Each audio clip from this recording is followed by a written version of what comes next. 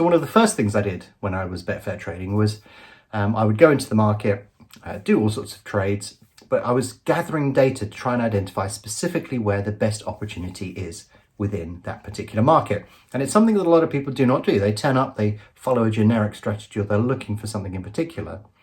And typically what most people do, especially when they're trading horse racing, is they're very, very focused on the favorite. Why? Because that's where most of the money is. However, just because there's tons of money on the favorite, it doesn't mean that that is the best trading opportunity. I've been successfully betting and trading for over 2 decades. If you want more videos like this and you want me to describe more of what I do, then give us a like. If you want to talk to like-minded people, visit the BetAngel forum where you can do exactly that, but also visit our website where you can download a free trial of BetAngel. So when you look at a trading ladder on BetAngel, you'll see all of the odds running up the middle. And if you scroll down, you'll see how far the odds extend, all the way down to 101 and all the way up to 1000. And the interesting thing about the way the odds are set on a betting exchange is if you look at odds below 2, you can see that they move 1% at a time. When they go above 2, they start to move at 2% of a time. And then when we start looking at other odds that are available, for example, when we go to 3 or 4, you can see it moves 5% at a time. And then when we get to 4, you can see we reach 4 fairly quickly and it moves 10% at a time. And that is so that they can compress all of those odds onto the market. Now, when they were just fractional odds, you would have significantly less price increments. And that worked in the advantage of bookmakers because obviously they would get more margin that way. You couldn't price a book more accurately, but on the exchange you can because there are more price increments. Hopefully I've explained that well. Basically, odds go from 101 to 1000, but as they rise up the ladder, they change in increments. And that has an effect on how you would actively trade a market, especially if you're starting out and using a fixed stake. So when you look at a market, you have to decide, are you going to trade the favorite, the second favorite, third or fourth, which ones are you going to trade? And typically you would sort of tend to go where there is the most liquidity and the most volume, and that tends to be on the favorite.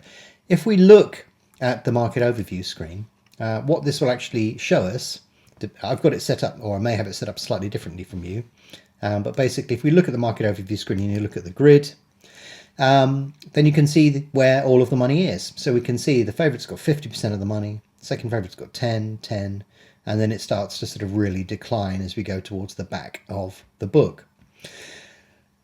So typically most people trade the favorite, but if you're working on a fixed stake, that may not be the best particular choice for you. So to demonstrate why this is the case, let me do a trade on this market. We're some way out. It's going to be a little bit slow. I may have to return to this particular trade. But if I put a £100 trade on the favorite here, and we'll see if we can get that matched. It's just starting to get matched now. Be nice if we could get matched at 2.3, please. Somebody take that money for us. We haven't been matched yet. That's all right. We'll return to that in a second. I can also do the same trade over on Liberated Lad, which is the second favorite. There's a little bit less money getting matched on this, so it may take a little bit of time as well. But basically, let me explain what I've done with these particular trades here.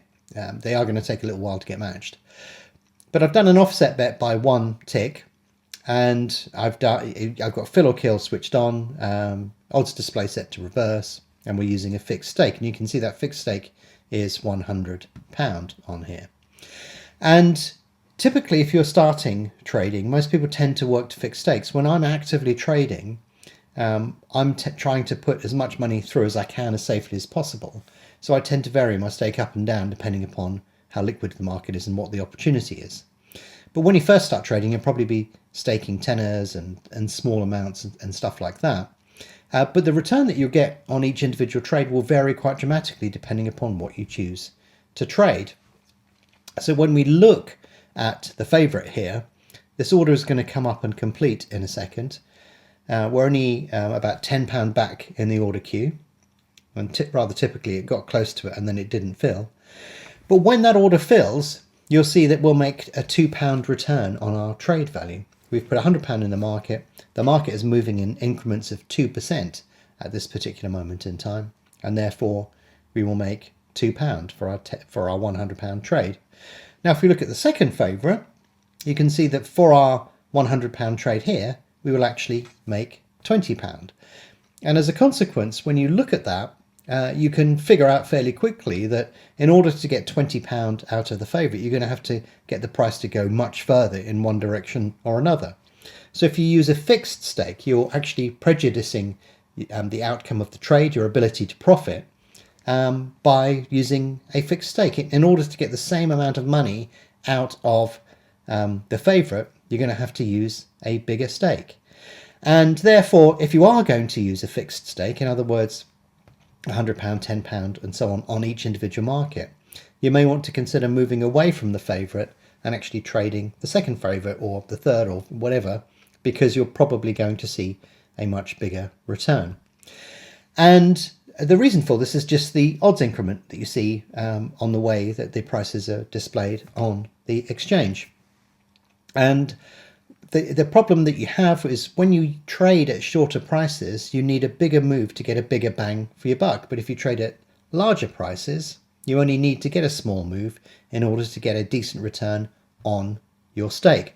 And this is the key thing here, because if you're trading properly, you're going to be putting money into the market, you're going to be taking money out of the market, and you want to yield a reasonable amount on that. So £20 for £100 means that you can afford to make a few mistakes and it doesn't really matter.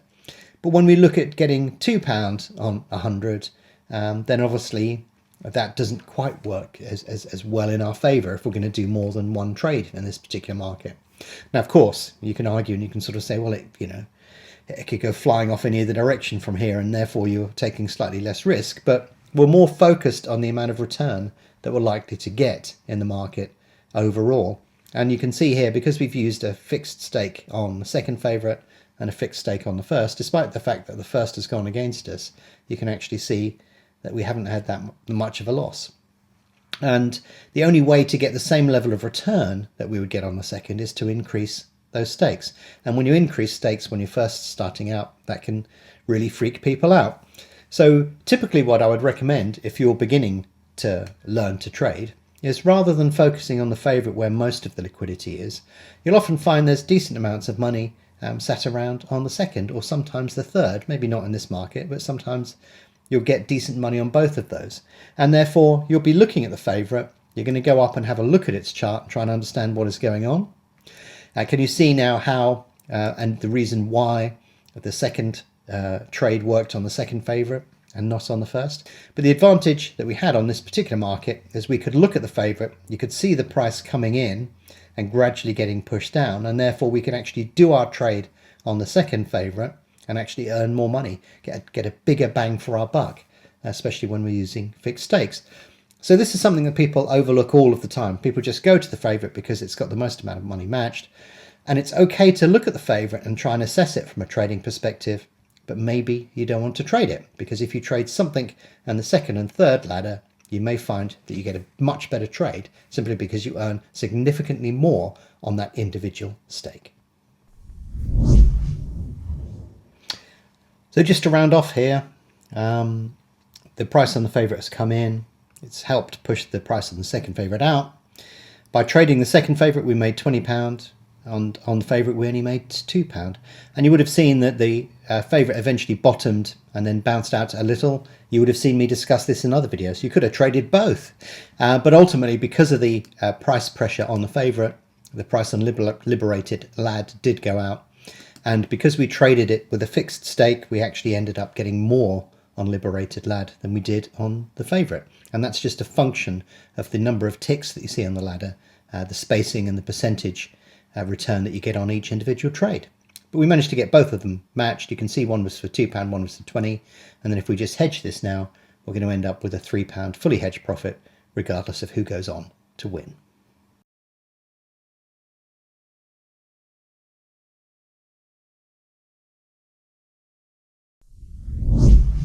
So when you look at most markets, in pretty much any sport, most of the activity, the liquidity, most of the money is matched on the favourite. And that's just the way that the market works. But it doesn't mean that you absolutely need to trade it, because also in the market, all of the prices are correlated. So if the price on the favourite comes charging in, it's going to push the prices and everything else out. And if the price on the favourite is flying out, everything else is going to come in. So the benefits to you, especially if you're just starting out and using fixed stakes, is that if you see and understand sort of the activity that you're looking at on the favourite, then that can influence what you do elsewhere within the market. And the benefit you will have if you're using a fixed stake, which is typically what you're doing when you're starting out on your Betfair trading journey, is that you get more bang for your buck a little bit further down, but you'll still benefit from the activity that you can see on the favourite. So it may seem a bit strange when you look at it from this perspective, but if you understand what's happening over here, that can influence what you're doing over here. And further down the book, you may find that there's a better opportunity to be able to put more money through the market.